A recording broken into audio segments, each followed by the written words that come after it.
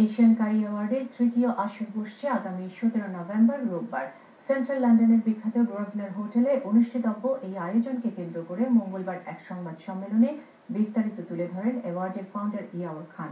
প্রায় হাজার খানেক অতিথি, এমপি, মন্ত্রী ও সেলিব্রিটিদের উপস্থিতিতে এই আয়োজন সফল করতে সকলের সহযোগিতা কামনা করা হয়েছে। সুভাষ দাসের ক্যামেরায় আরো জানবেন মোহাম্মদ জুবাইরের রিপোর্ট। অন্য বছরের তুলনায় আরো সমৃদ্ধ, আরো বৈচিত্র্যময়তা নিয়ে অনুষ্ঠিত হবে এশিয়ান কারি অ্যাওয়ার্ড 2013।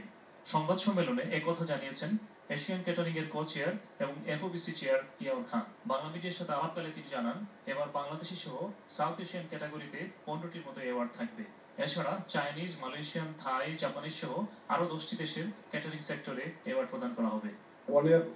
Guest সকল confirm and VIP guest সকল আমরা ডিসক্লোজ করলাম। I to be surprised like other year. Fantastic event হইব। আর এন্টারটেইনমেন্ট সাইড হলো আমরা বাংলাদেশ থেকে আরম্ভ করব। Chinese, Kazakhstani, English, all mix of music and এটা মানে বলতে এশিয়ান বলতে আমরা দেখাইয়া দিব Asian curry award is unique as Asian. অনুষ্ঠানে এফওবিসির adviser Saad Gazi, vice chair Abul Bashar এবং সেক্রেটারি আনোয়ার হোসেন উপস্থিত ছিলেন। তারা জানান, এবছরও মন্ত্রী, এমপি এবং সেলিব্রিটি সহ হাজার খানিক অতিথি অংশ নিচ্ছেন।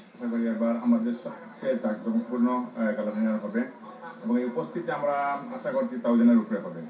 অনেক সেলিব্রিটি আসবে এখানে এবং অনেক ভালো ভালো রেস্টুরেন্ট নমিনেশন পেয়েছে। এবার গত বছর এশিয়ান এন্ড ওরিয়েন্টাল ক্যাটাগরিতে chef of the year award বিজয়ী মুদাব্বির করিম সাব্বির এবছরও আগ্রহ নিয়ে অ্যাওয়ার্ডে অংশ নিচ্ছেন। তবে তিনি মনে করেন শেফ কম্পিটিশনে আরো বেশি বাংলাদেশির অংশগ্রহণ করা দরকার। There were a lot of youngsters, but mainly non-Bengali. There wasn't any Bangladeshi. There was black, European, and white as well. Young ones. Some of them worked at Cinema Club, some of them Tamarind. But it's definitely motivating, and I'll always encourage the young Bangladeshi community and generation to come and join this force. Mohammad Jubair, Channel S News, London.